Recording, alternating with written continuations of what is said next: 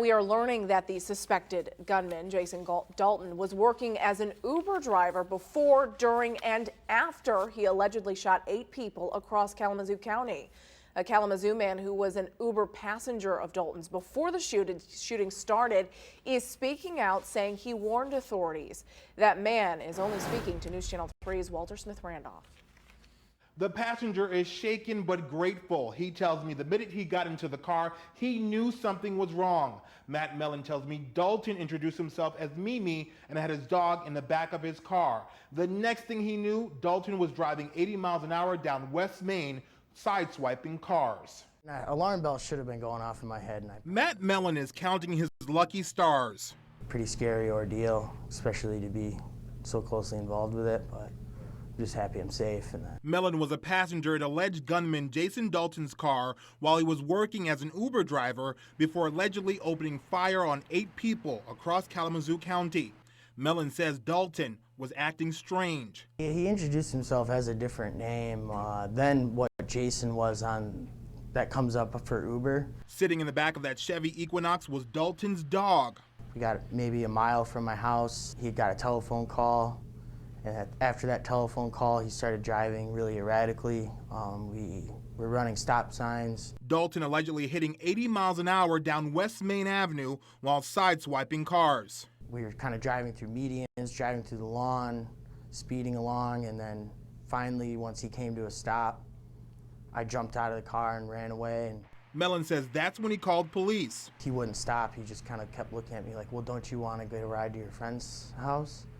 And I was like, well, yeah, but I want to get there alive, you know? Once he got to his friend's house, he told his fiancée what happened. She posted this warning so others wouldn't be harmed. We posted the picture on Facebook just so our friends wouldn't get in a car with him if they happened to have to take an Uber that night. Mellon says he jumped out of Dalton's car around 4:30 Saturday afternoon. Police believe Dalton opened fire at the Meadows townhomes around 6 o'clock before allegedly shooting 7 more people between 10 o'clock and 10:30. I'm upset because I tried contacting Uber afterwards, after I talked to the police, saying that we needed to get this guy off the road. Another News Channel 3 viewer posting this Uber notification saying she was scheduled for a pickup by Dalton at 11:19. By that time, 6 people already gunned down. And you said through this whole time he was just very calm. Yeah, surprisingly calm, because I was freaking out. Police later apprehended Dalton in downtown Kalamazoo around 12:30. Mellon says there needs to be a faster response when Uber drivers show erratic behavior.